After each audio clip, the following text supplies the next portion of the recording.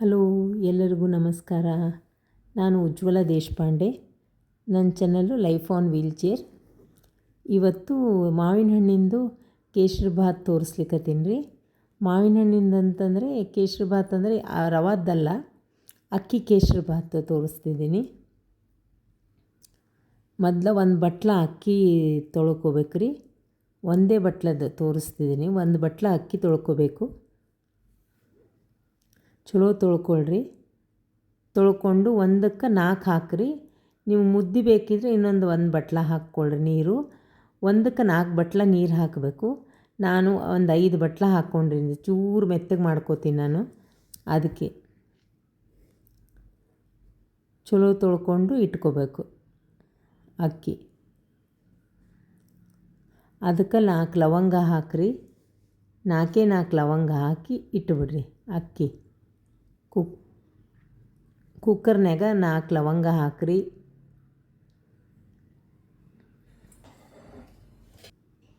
ಈಗ ಮಾವಿನ ಹಣ್ಣು ತೊಳ್ಕೊಳ್ಬೇಕು.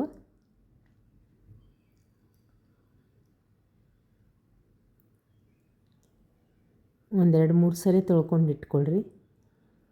ಮಾವಿನ ಹಣ್ಣಿನ ಮಾವಿನ ಹಣ್ಣಿನ ರಸ ತೆಗೆದುಬಿಡ್ರಿ. ರಸ ಚಲೋ ಹಿಂಡ್ಕೊಂಡು ತಕ್ಕೊಳ್ರಿ.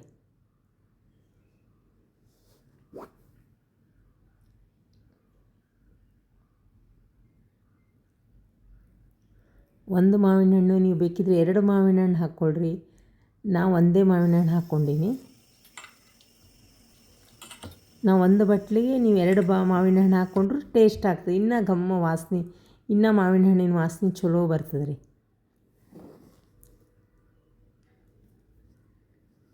ಈಗ ಅದಕ್ಕೆ ಒಂದು ಬಟ್ಲ ನಾವು ಬ್ರೌನ್ ಶುಗರ್ ಯೂಸ್ ಮಾಡ್ತೀನಲ್ಲ, 3/4 ಬಟ್ಲ ಹಾಕ್ರಿ ಸಕ್ಕರೆ.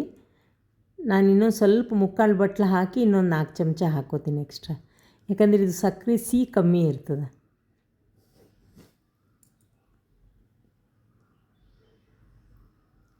ವೈಟ್ ಶುಗರು, ವೈಟು ಉಪ್ಪು, ಮೈದಾ, ವೈಟ್ ಮೈದಾ ತಿನ್ನಲ್ಲ ರೀ.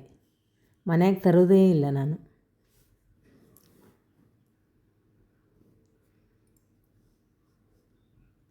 ಈಗ ಮಿಕ್ಸಿ ಒಳಗೆ ಹಾಕ್ಕೊಂಡು ಗ್ರೈಂಡ್ ಮಾಡ್ಕೋಬೇಕು. ಮಾವಿನ ಹಣ್ಣಿನ ರಸ ಪೇಸ್ಟ್ ಆಗ್ಬೇಕು ರೀ. ಈಗ ಒಂದು ಬಾಣಲಿ ಒಳಗೆ 2 ಚಮಚ ತುಪ್ಪ ಹಾಕ್ಕೊಳ್ರಿ.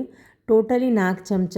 ಈಗ 1 ಚಮಚ ಹಾಕು. ಈಗ ಡ್ರೈ ಫ್ರೂಟ್ಸ್ ಹಾಕ್ಬೇಕು. ಅದಕ್ಕೆ ಎಲ್ಲ ಡ್ರೈ ಫ್ರೂಟ್ಸ್ ಕಟ್ ಮಾಡಿ ಇಟ್ಕೊಳ್ರಿ. ನಾವು ಕಲ್ಲಂಗಡಿ ಹಣ್ಣಿನ ಬೀಜನೂ ಹಾಕಿದ್ದೀನಿ.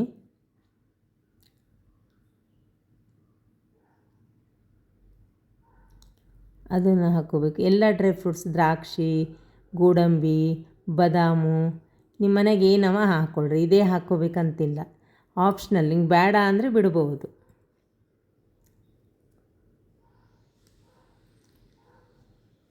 ಕೈ ಆಡಿಸ್ರಿ, ಇಲ್ಲ ತಳ ಹಿಡಿದು ಬಿಡ್ತದೆ. ಕೈ ಆಡಿಸ್ಬೇಕು.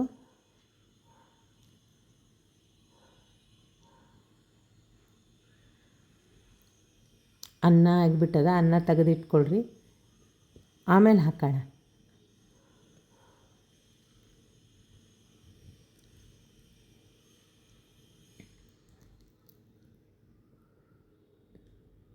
ಸ್ವಲ್ಪ ಆಗಬೇಕು.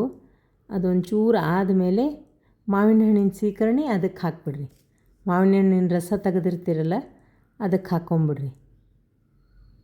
ಪೇಸ್ಟ್ ಥರ ಆಗಿರ್ತದೆ. ಅದ್ರಾಗ ಲೋಳೆ ಇರ್ತದಲ್ಲ, ಅದು ಹೋಗ್ಬಿಟ್ಟಿರ್ತದೆ ರೀ. ಒಂದು ಜುಬ್ರ ಥರ. ಸಾರಿ, ಲೋಳೆ ಅಲ್ಲ, ಜುಬ್ರ ಹಾಕ್ಬಿಡ್ರಿ ಮಾವಿನ ಹಣ್ಣಿನ ರಸ ಅದ್ರಾಗ.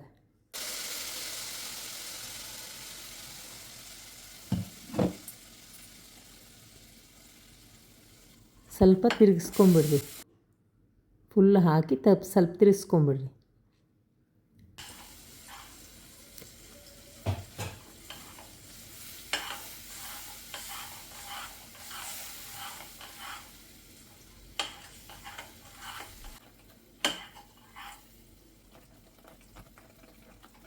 ಅನ್ನ ಹಾಕ್ಕೊಂಬಿಡ್ರಿ. ಆ ಲವಂಗ ಹಾಕಿ ಅನ್ನ ಮಾಡಿರ್ತೀರಲ್ಲ, ಅದು ಅನ್ನ ಹಾಕ್ಕೊಳ್ರಿ. ಈಗ ಒಂದು ಸ್ವಲ್ಪ ಹಾಕ್ಕೋಬೇಕು. ಮತ್ತು ಇನ್ನೊಂದು ಸ್ವಲ್ಪ ಅದು ಮಿಕ್ಸ್ ಮಾಡಿ. ಯಾಕಂದರೆ ಫುಲ್ ನೀವೆಲ್ಲ ಹಾಕ್ಲಿಕ್ಕೆ ಹತ್ಬಿಟ್ರೆ ಕೆಳಗೆ ತಳ ಹಿಡಿದ್ರೆ ಕಷ್ಟ ರೀ. ಅದಕ್ಕೆ ಸ್ವಲ್ಪ ಹಾಕಿ ಮತ್ತು ಆಮೇಲೆ ಮತ್ತೆ ಹಾಕಿರಂತೆ.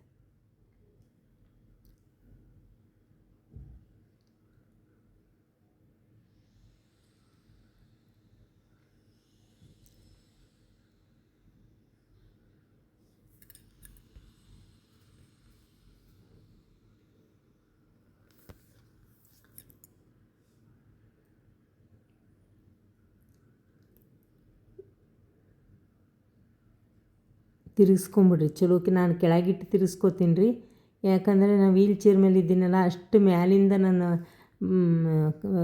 ಇದು ಸಾಕಾಗಂಗಿಲ್ಲ, ಶಕ್ತಿ ಸಾಕಾಗಂಗಿಲ್ಲ ರೀ. ಅದೇ ಕೆಳಗಿಟ್ಟು ತಿರುಗುತ್ತೀನಿ ರೀ. ಈಗ ಇನ್ನೂ ಸ್ವಲ್ಪ ಅನ್ನ ಹಾಕ್ಕೊಳ್ರಿ.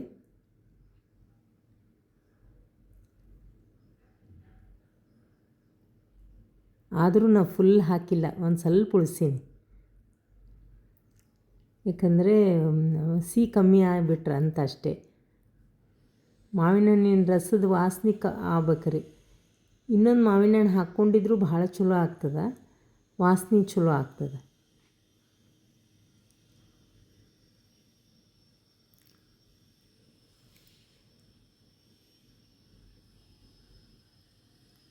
ನೀವು ಟ್ರೈ ಮಾಡಿ ನೋಡಿರಿ, ನಂಗೆ ಕಮೆಂಟಲ್ಲಿ ಹೇಳಿರಿ. ಇನ್ನೂ 2 ಚಮಚ ತುಪ್ಪ ಹಾಕ್ಕೊಂಡೆ ನೋಡಿರಿ.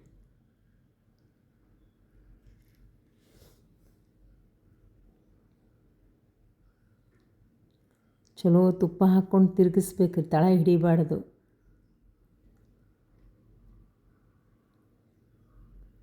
ನಡುವೆ ಬರಬೇಕು, ಪೂರಾ ನಡುವೆ ಬರಬಾರ್ದು, ಹಲ್ವಾ ಆದಂಗೆ ಆಗಬಾರ್ದ್ರಿ. ಹಂಗಾಗ್ಬಿಟ್ರೆ ಏನಾಗ್ಬಿಡ್ತದೆ, ತಿಂದಂಗೆ ಅನ್ಸಂಗಿಲ್ಲ. ಸ್ವಲ್ಪ ನಡುವೆ ಬಂದರೆ ತೆಗೆದುಬಿಟ್ರೆ ಆಯ್ತು ಅಷ್ಟೇ. ಇನ್ನು ನೋಡಿರಿ, ನಡುವೆ ಬರ್ಲಿಕ್ಕತ್ತದಲ್ಲ ಇವಾಗ. ನೋಡಿರಿ, ಈ ಥರ ಆಗೋಣ ತೆಗೆದುಬಿಡ್ಬೇಕು. ನಾನು ಫಸ್ಟ್ ಟೈಮ್ ಮಾಡಿದ್ದೀನಿ, ಅದಕ್ಕೆ ನನಗೂ ಅಷ್ಟು ಸರಿ ಗೊತ್ತಾಗಲ್ಲ. ಇಷ್ಟು ಮಾಡಿ ತೆಗೆದುಬಿಡ್ರಿ, ಚಲೋ ಬಂದಿತ್ತು. ನೋಡಿರಿ, ಈ ಥರ ಮಾವಿನ ಹಣ್ಣಿಂದ ಗಾರ್ನಿಷ್ ಮಾಡಿದ್ದೀನಿ. ಕಲ್ಲಂಗಡಿ ಹಣ್ಣಿನ ಬೀಜ, ಕುಂಬಳಕಾಯಿ ಬೀಜ ಹಾಕಿ ನಿಮಗೆ ಹೆಂಗೆ ಬೇಕು ಹಂಗೆ ಗಾರ್ನಿಷ್ ಮಾಡ್ಕೋಬೋದು. ನಾನು ಹಿಂಗೆ ಮಾಡ್ಕೊಂಡಿದ್ದೀನಿ. ಚಲೋ ಆಗಿತ್ತು ರೀ. Thank you, bye.